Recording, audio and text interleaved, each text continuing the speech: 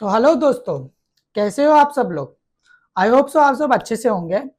आज के वीडियो में हम बात करने वाले ग्रो आईपीओ के बारे में। इस आईपीओ में आपको इन्वेस्ट करना चाहिए कि नहीं, और ये आईपीओ आपको लॉन्ग टर्म के लिए अच्छा है कि नहीं, ये सब कुछ आज हम वीडियो में बात करने वाले हैं। लेकिन अगर मैं ग्रो आईपीओ की बात करूं तो ग्रो आईपीओ सिर्फ ग्रो तो आपको नाम पता है, लेकिन इसकी जो पेरेंट कंपनी है उसका नाम है billion brains garage ventures limited, और ग्रो उसकी एक काइंड ऑफ सब्सिडरी आप ऐसे कह सकते हो। तो आज के वीडियो में हम ये बात करेंगे कि ग्रो आईपीओ का बिजनेस क्या है, मतलब उसके बिजनेस किस तरह से है, उसके कस्टमर्स कौन है, फिर उनका जर्नी क्या था, जब स्टार्ट हुआ तब से आज तक का जर्नी क्या था, वो हम देखेंगे। फिर उसके बाद हम ये देखेंगे कि इंडस्ट्री ओवरव्यू क्या है, कि मतलब अगर ये एक ब्रोकिंग इंडस्ट्री होती है तो इसमें इंडस्ट्री ओवरव्यू भी काफी ज्यादा इंपॉर्टेंट होता है, तो वो देखने वाले हम लोग। फिर उसके बाद अभी ये ब्रोकिंग कंपनी है तो इसमें केपीआईज भी काफी इंपॉर्टेंट होते हैं, तो कौन से केपीआईज होंगे जो आपको देखना चाहिए, वो बात करने वाले हैं। फिर उसके बाद हम एक ग्रो कंपनी के लिए रिस्क फैक्टर्स क्या क्या हो सकता है उसके बारे में बात करने वाले हैं। फिर उसके बाद हम पीयर कंपैरिजन भी करने वाले हैं कि बाकी कंपनीज ग्रो के कंपैरिजन में किस तरह से परफॉर्म्स कर रहे हैं, वो देखने वाले हैं। और फाइनली हम इम्पोर्टेंट डेट्स देखने वाले हैं कि आईपीओ कब स्टार्ट होने वाला है, इसका इसका जीएनपी क्या है वो देखने वाले हैं। और हम ये भी देखने वाले हैं उसके साथ साथ कि इसका फाइनेंशियल्स और वैल्यूएशंस किस तरह से परफॉर्म कर रहा है। तो ये सब कुछ आज हम इस वीडियो में देखने वाले हैं। मतलब पूरे ग्रो आईपीओ के बारे में काइंड ऑफ अ समरी आपको पूरा एक ही वीडियो में मिल जाएगा। तो इस वीडियो को लास्ट तक देखना ताकि आपसे कोई भी इंफॉर्मेशन मिस ना हो जाए। तो चलिए बिना कोई टाइम वेस्ट किए सीधा चलते हैं हम हमारे स्क्रीन पर और देखते हैं कि आईपीओ है किस तरह से।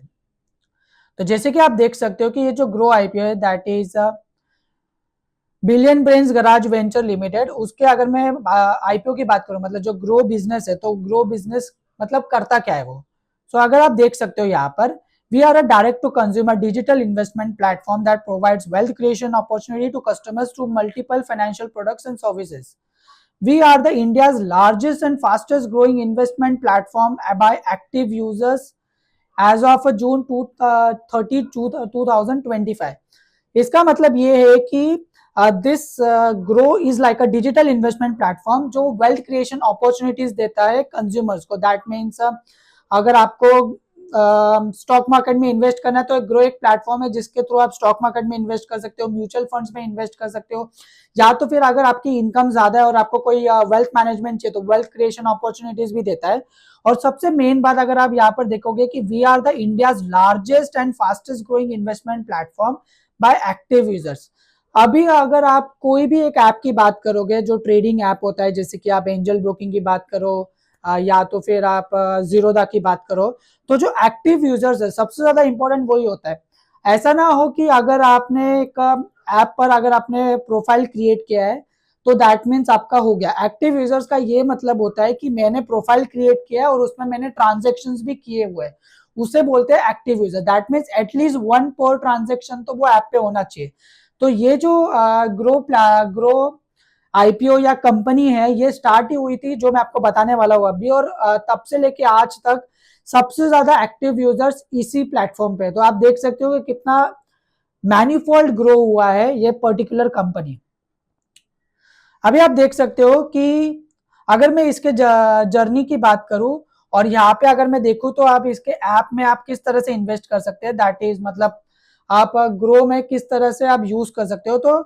तो आप ग्रो ऐप से और वेबसाइट से आप इसके जो इंफॉर्मेशन से या तो फिर आपको कोई भी इन्वेस्टमेंट एवेन्यूज में अगर आपको इन्वेस्ट करना है तो आप इसके ग्रो ऐप और वेबसाइट दोनों की तरफ से आप इन्वेस्ट कर सकते हो। अगर मैं थोड़ा आगे बढ़ू तो आप यहाँ पर देख सकते हो, मैं आपको यहाँ पे जूम कर देता हूँ, आप इसकी जर्नी देख सकते हो कि सितंबर 16 और मार्च 18 की अगर मैं बात करूं तो तब इन्होंने अपनी बिजनेस स्टार्ट किए थे। तो सबसे पहले जब वो आया था वो था म्यूचुअल फंड जो कि सिर्फ वेब बेस्ड था, मतलब इस टाइम पे ऐप इंट्रोड्यूस नहीं होता, और ये लोग ने सिर्फ म्यूचुअल फंड्स में इन्वेस्ट किया था कि आप ग्रो के थ्रू म्यूचुअल फंड्स में इन्वेस्ट कर सकते हो। तो सबसे पहले ये है। फिर उसके बाद अगर मैं मार्च 18 टू मार्च 19 की बात करूं तो उन्होंने ग्रो ऐप इंट्रोड्यूस किया जो आज हम यूज करते हैं, just like angel broking and Zerodha. तो जो हम ऐप यूज करना इजी किया, यूज करना जो स्टार्ट किए वो उन्होंने स्टार्ट किया था मार्च 18 मार्च 2019 के बीच।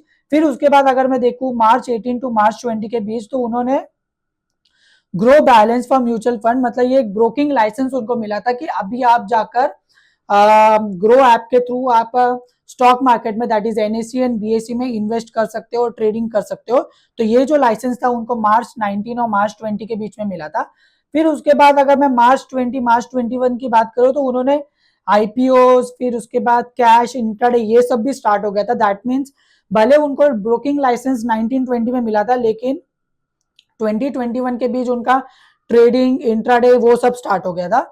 फिर अगर मैं मार्च 21 टू 22 की बात करूं, तो इसमें आप देख सकते हो कि इन्होंने न्यू डीमैट अकाउंट ओपन चालू कर स्टार्ट डीमैट अकाउंट ओपन होना स्टार्ट होता है। दैट मीन्स बोलने का मतलब ये है कि अगर इंडिया में 5 डीमैट अकाउंट ओपन हो रहे थे, तो उसमें एक डीमैट अकाउंट ग्रो में ओपन हो रहा था। That is 25% of 25% account, around 20 to 25% account यहाँ पे ओपन हो रहा था। और सबसे मेजर है डेरिवेटिव्स। तो ये मार्च 21-22 के बीच इन्होंने डेरिवेटिव सेगमेंट भी इंट्रोड्यूस किया था, जिसे हम एफएनओ भी कहते हैं। फिर उसके बाद मार्च 22-23 के बीच उन्होंने कंज्यूमर क्रेडिट भी चार्ज किया था, जिसमें उनको आरबीआई का अप्रूवल मिला था फॉर एनबीएफसी, वेयर जहां पे वो एज अ लोन और एज अ कंज्यूमर क्रेडिट भी लोगों को दे सकते हैं। देन इन मार्च 23-24 उन्होंने एनएफओस चालू किया और वो एनएससी में सबसे बड़े ब्रोकर्स बने, मतलब एक माइलस्टोन कह सकते हैं। और मार्च 24-25 के बीच में उन्होंने एसआईपी भी चालू किया। That is 1 in 8 SIP start हुआ था। दैट इज अगर 8 लोग एसआईपी करे तो 8 में से एक तो यहीं पे आके एसआईपी करे थे। और उन्होंने ग्रो क्रेडिट ऐप भी लॉन्च किया था ये 24-25 के बीच में, जो कि उनका एक मेजर माइलस्टोन था। और अगर मैं अभी की बात करूं, that is current financial year की, दैट इज मार्च 25 और जून 20 के बीच, तो उन्होंने उसमें एपीआई ट्रेडिंग स्टार्ट किया है, वेल्थ मैनेजमेंट स्टार्ट किया, जो कि मैंने आपको कहा था कि अगर आपका अमाउंट काफी ज्यादा बड़ा है, तो अगर आपको वेल्थ मैनेजर चाहिए तो आप यहाँ पे वेल्थ मैनेजमेंट भी ले सकते हैं। तो ये तो बात हो गई पूरी इसके बारे में। अगर मैं इनकी एक्टिव यूजर्स की बात करूं, जो कि मैंने आपको बताया था, जो सबसे ज्यादा एक्टिव यूजर्स है ग्रो के as compare to any other competitors, तो आप देख सकते हो कि FY23 में जो एक्टिव यूजर्स है वो 532 मिलियन थे, फिर वो बढ़ के 932 मिलियन हो गया, और अभी करंटली आप देखोगे तो 13.75 million. That is something around 2 to 3 times current active, 2 to 3 times start मतलब ग्रो हुआ है एक्टिव यूजर्स में। और अगर मैं एफ्लुएंट एक्टिव यूजर्स की बात करूं, जो कि डेली ज्यादा यूज करते हैं ऐसे कह तू, तो 0.3 मिलियन था, मतलब 3 लाख के अराउंड था FY23 में, जो कि अराउंड हो गया है 0.11 ईमेल और 0.2 थे। दैट मीन्स यहाँ पे भी अच्छा खासा ग्रोथ हुआ है।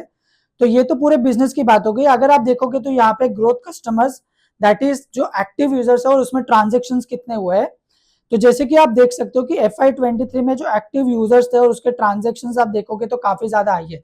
दिस इज द रीजन कि ग्रो जो है वो आज सबसे बड़ा प्लेटफॉर्म बन गया है जितने भी कॉम्पिटिटर्स है उसके कंपैरिजन में। तो ये तो पूरे बिजनेस की बात आ गई। अभी हम चलते हैं आगे की तरफ कि इंडस्ट्री ओवरव्यू क्या है। तो अगर मैं इंडस्ट्री ओवरव्यू की बात करूं, तो जैसे कि आप देख सकते हो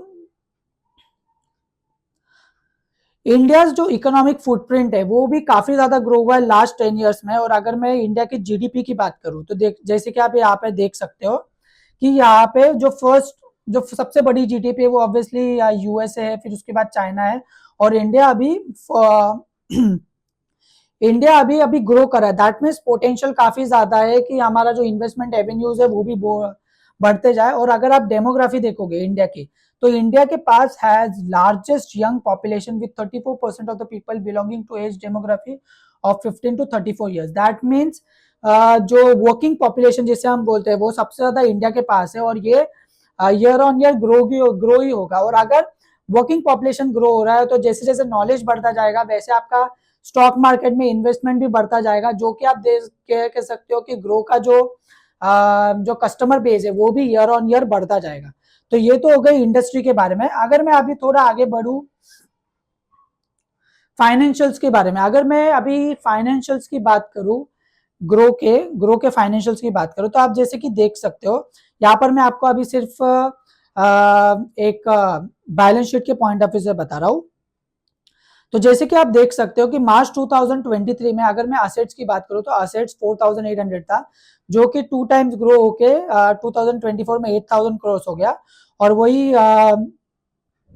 31 मार्च को वो 10,000 करोड़ हो गया। मतलब अगर मैं असेट्स की बात करूं तो वो 2023 से अराउंड 2.5 टाइम्स बढ़ चुका है। वही अगर मैं इनकम की बात करूं तो मार्च 2023 में 1,200 करोड़ था, जो 31 मार्च 2024 में जाके 2,800 करोड़ हुआ, और वही थर्टी फर्स्ट मार्च 2025 को 4,000 करोड़ होगा। मतलब अगेन 3 टाइम्स बढ़ा है। मतलब अगर आप देखोगे फाइनेंशियल्स, अगर आप देखोगे तो ये फाइनेंशियल्स इसके 2 to 3 टाइम्स तो आराम से बढ़ रहे हैं। अगर आप प्रॉफिट्स भी देखोगे तो प्रॉफिट जो है वो 31 मार्च 2023 को 400 करोड़ था, और जो 31 मार्च 2024 को 800 करोड़ का लॉस हुआ। वो लॉस भी क्यों है वो मैं आपको बताने वाला हूँ। फिर अगर आप 31 मार्च 2025 में देखोगे तो आपको 1,800 करोड़ का तो प्रॉफिट ही हुआ है, और ये प्रॉफिट आफ्टर टैक्स है, जो कि काफी ज्यादा इंपॉर्टेंट होता है कंपनी के पॉइंट ऑफ व्यू से। वैसे अगर आप एबिटा देखोगे तो एबिटा भी काफी ज्यादा लाइक समथिंग अराउंड 5 टाइम्स बढ़ चुका है एबिटा के बारे में बात करूं। और बोरोविंग्स भी इसकी ज्यादा नहीं है, बोरोविंग्स भी नॉर्मल है। तो ये तो बात हो गई आपकी फाइनेंशियल्स के बारे में। अगर मैं अभी इसके केपीआईज की बात करूं कि कौन से ब्रोकिंग कंपनीज की बात करूं तो ब्रोकिंग कंपनीज में केपीआई काफी ज्यादा इंपॉर्टेंट होता है। और अगर मैं केपीआई बात करूं कि इसमें केपीआईज क्या होगा, तो सबसे पहला होता है टोटल एक्टिव यूजर्स। ये सबसे ज्यादा इंपॉर्टेंट होता है ये केपीआई के नाम पे। दूसरा जो सबसे ज्यादा इंपॉर्टेंट होता है वो होता है टोटल ट्रांजेक्शन पर यूजर, तो ये भी इंपॉर्टेंट होता है। और तीसरा जो होता है एवरेज रेवेन्यू पर यूजर, जिसको ARPU भी बोलते हैं। ये 3 जो केपीआईज है ये आपको कोई भी ब्रोकिंग फर्म में नोट डाउन करना चाहिए, और इसके बेसिस पर ही आपको डिसाइड करना चाहिए कि पर्टिकुलर कंपनी अच्छी है कि नहीं। तो ये 3 केपीआईज अभी हम नोट करने वाले हैं ग्रो के पॉइंट ऑफ व्यू से। तो जैसे कि आप देख सकते हो एक्टिव यूजर्स के नाम पे, जो कि यहाँ पे मैं इधर हाईलाइट कर लिया है।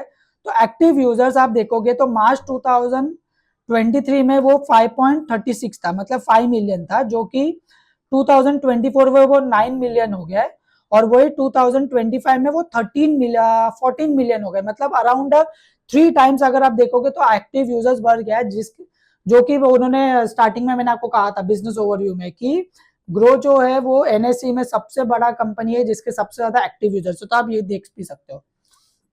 अगर मैं टोटल कस्टमर असेट्स की बात करूं तो अगर आप देखोगे तो 4,000 करोड़ 4 लाख करोड़ था 2023 में, जो कि 12 लाख हो गया है। और 2025 में अगर आप देखोगे तो 21 लाख हो गया। मतलब अगेन एक 4 to 5 टाइम्स अगर आपका टोटल कस्टमर असेट्स आप देखोगे तो बढ़ गया है। अगर मैं बात करूं प्लेटफॉर्म ARPU, जो कि मैंने आपको कहा था कि काफी ज्यादा इंपॉर्टेंट है, तो अगर आप वो देखोगे तो 2,500 करोड़ था 2023 में, और वो जो बढ़ के हो गया 3,500, और 2025 में वो हो गया है 3,300। मतलब ये भी अच्छा खासा ग्रो हो गया। और अगर मैं आपको अभी रेवेन्यू फ्रॉम ऑपरेशंस की बात करूं, दैट मींस जैसे हम बोलते हैं कि बिजनेस से कितना रेवेन्यू आया, तो आप देखोगे तो 11,000 करोड़ इसका 23 में था, जो कि 2024 में बढ़ के 26,000 करोड़ हो गया।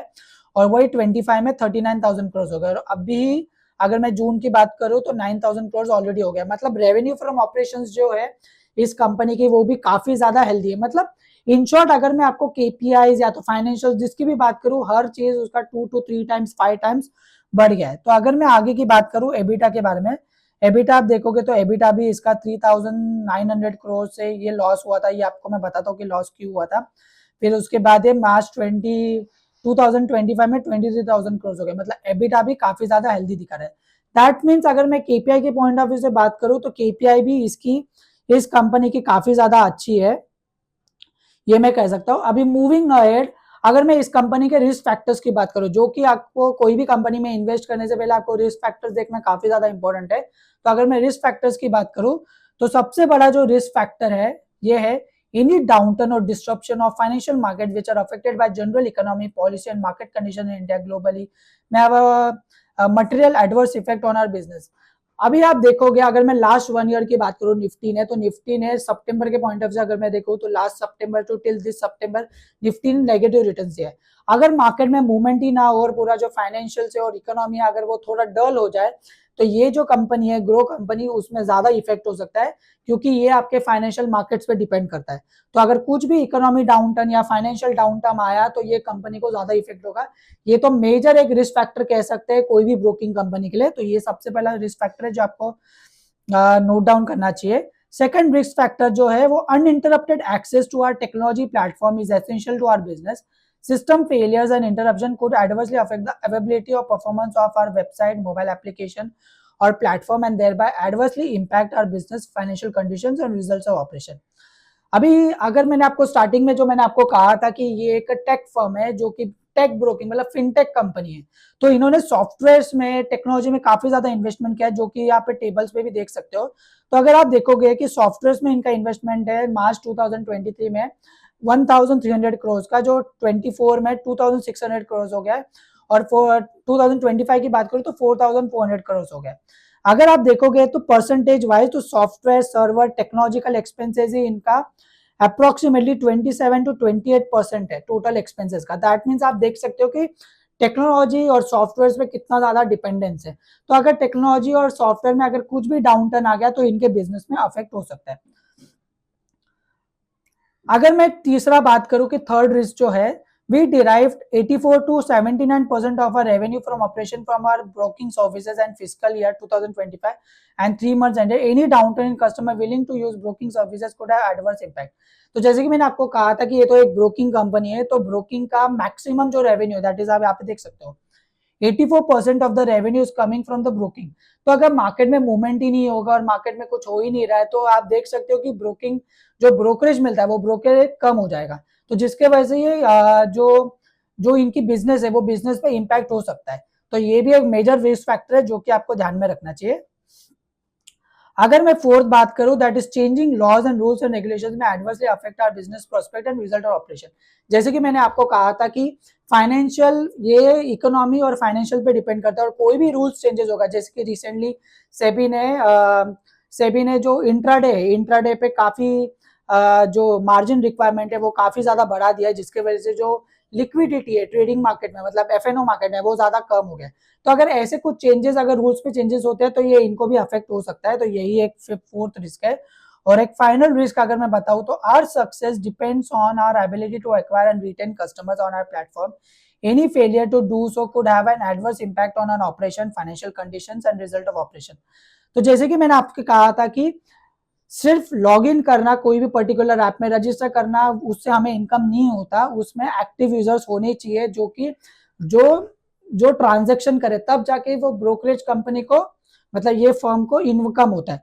तो अगर ये देखे ये रिस्क, अगर हम लोगों ने ये कंपनी ने रिटेन अगर नहीं कर पाए एग्जिस्टिंग कस्टमर्स को, और न्यू कस्टमर एक्विजिशन जो है वो कम हो जाएगा, तो ये बिजनेस पे भी अफेक्ट हो सकता है। तो ये जो रिस्क फैक्टर्स है जो कि आपको मेक श्योर करना चाहिए कोई भी कंपनी में या तो ये ग्रो कंपनी में इन्वेस्ट करने से पहले।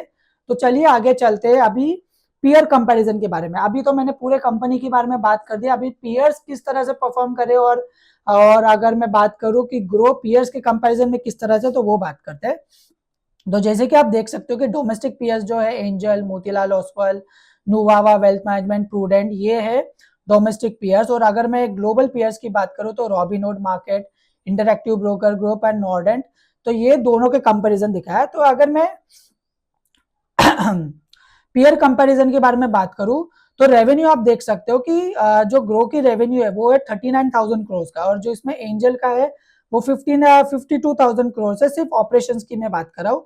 वही अगर आप मोतीलाल ओसवाल की देखो तो 83,000 करोड़, 3241। तो मतलब रेवेन्यू फॉर ऑपरेशन के हिसाब से जो उसके पीयर्स है वो थोड़ा बेटर परफॉर्म कर रहे हैं, ये मैं कह सकता हूँ। और अब वैल्यू पर शेयर की बात करें तो वैल्यू पर शेयर अगर मैं ग्रो की बात करूं तो 8.89 है, और अगर मैं डोमेस्टिक पीयर्स की बात करूं तो वो एंजल का 823, मोतीलाल ओसवाल 185, वैसे नुवावा वेल्थ 979, इस तरह से।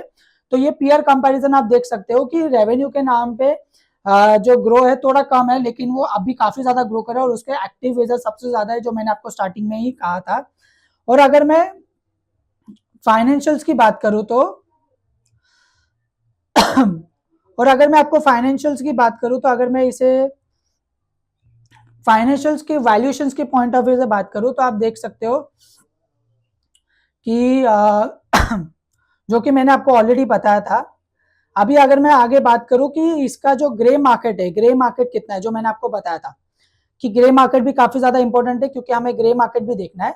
तो अगर आप देखोगे तो इसका जो ग्रे मार्केट चल रहा है आज के दिन में वो चल रहा है 16% का, मतलब 16 to 17% का ग्रे मार्केट चल रहा है। मतलब ग्रे मार्केट प्रीमियम ये ग्रो कंपनी का काफी ज्यादा मतलब कह सकते हैं कि आप इन्वेस्ट कर सकते हो। और अगर मैं अभी बात करूं कि कंपनी स्टार्ट कब हो रही है और उसके कितने कैसे है, तो अभी मैं बात करूं तो स्टार्ट होने वाली है 4 नवंबर से, जो कि ट्यूसडे है, और एंड होने वाला है 7 नवंबर को। और अगर मैं इसके शेयर प्राइस की बात करूं तो 95 टू 100 रुपीज है, मतलब ये छोटा शेयर है, जो कि काफी ज्यादा मतलब बोल सकते हैं कि लिक्विडिटी इसमें काफी ज्यादा होगी, और जो पोटेंशियल है ग्रो करने की वो काफी ज्यादा हाई है। और अगर मैं बात करूं कि ये टोटल आईपीओ साइज कितना है, तो टोटल आईपीओ साइज अगर आप देखोगे तो 6,600 करोड़ का है, जिसके अंदर जो ऑफर फॉर सेल है वो 5,500 करोड़ का है, और जो फ्रेश इश्यू है 1,000 करोड़ का है। ऑफर फॉर सेल में हमेशा कहता हूँ कि थोड़ा नेगेटिव फैक्टर है, लेकिन यहाँ पे ऑफर फॉर सेल पॉजिटिव है कि वे क्यों ऑफर फॉर सेल इतना ज्यादा और फ्रेश इश्यू कम है। लेकिन अगर इसका आईपीओ के पॉइंट ऑफ व्यू से बात करें तो यहाँ पे ऑफर फॉर सेल काफी ज्यादा सही है, इसमें कोई इश्यू नहीं है। तो ये बात हो गई आपकी ग्रो कंपनी के बारे में। अगर आप मुझे पूछोगे कि ये पर्टिकुलर ग्रो आईपीओ में हमें इन्वेस्ट करना चाहिए, कि मैं कहूंगा कि यस, हम इस आईपीओ में इन्वेस्ट कर सकते हैं और लॉन्ग टर्म में भी इन्वेस्टेड रह सकते हैं, क्योंकि फाइनेंशियल्स के point of view, active users के पॉइंट ऑफ व्यू से, ARPU के पॉइंट ऑफ व्यू से, हर एक पॉइंट ऑफ व्यू से अगर आप देखोगे तो ये कंपनी अच्छा परफॉर्म कर रही है। और वैल्यूएशन के पॉइंट ऑफ व्यू से भी देखोगे तो वैल्यूएशन भी काफी ज्यादा इट्स ऑन गुड वैल्यूएशन, आप कह सकते हो कि आप इसमें इन्वेस्ट कर सकते हो। और अगर किसी को इसमें इन्वेस्ट करना है जस्ट फॉर लिस्टिंग गेन्स के लिए, लिस्टिंग गेन्स भी काफी ज्यादा अच्छे से यहाँ में मिल सकता है। तो ये हो गया आपका पूरा ग्रो आईपीओ के बारे में। अगर आपको ये वीडियो अच्छा लगा और आपको इन्फॉर्मेटिव लग रहा है तो अपने दोस्तों के साथ शेयर कर देना। और अगर मेरे चैनल पे फर्स्ट टाइम आए हो तो चैनल को सब्सक्राइब करना मत भूलना और बेल आइकन मत दबाना भूलना, ताकि आपसे कोई भी अपडेट मिस ना हो जाए। Stay tuned for more update on official trades.